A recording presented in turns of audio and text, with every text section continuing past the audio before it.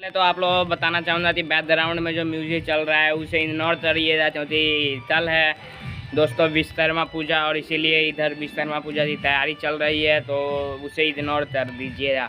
तो दोस्तों बता दूँ खेसारी लाल यादव जी का बहुत ही कमाल का दूसरा देव विदित का पोस्टर आ गया है। जी हाँ दोस्तों, दूसरा देव विदित का पोस्टर आ गया है।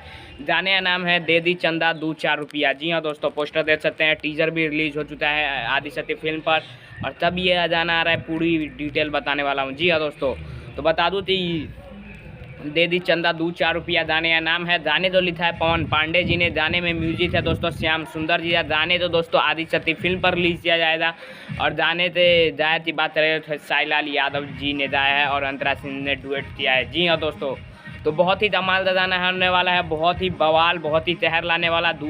दे दी 2-4 रुपया, और ये गाना कल सुबह में आदिशक्ति फिल्म पर फुल वीडियो सॉन्ग रिलीज हो रहा है। और टीजर नहीं देते हैं तो जाइए टीजर देखिए और ढेर सारा प्यार दीजिए। जी हाँ दोस्तों, तो मिलता हूँ किसी नए वीडियो में, तब तक के लिए जय हिंद जय भारत।